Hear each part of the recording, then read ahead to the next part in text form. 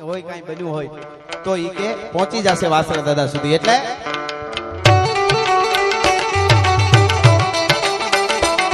નારા જાનૈયા હજારા લઈ હાલો પ્રાણ વાને લાડો રાણો હસો મારા થાય તોખારા રાજંદ ગને ચોકદારા લલકારા હેમ છડી વાળા હાલે નગારા તંબાળુ ઘુર્યા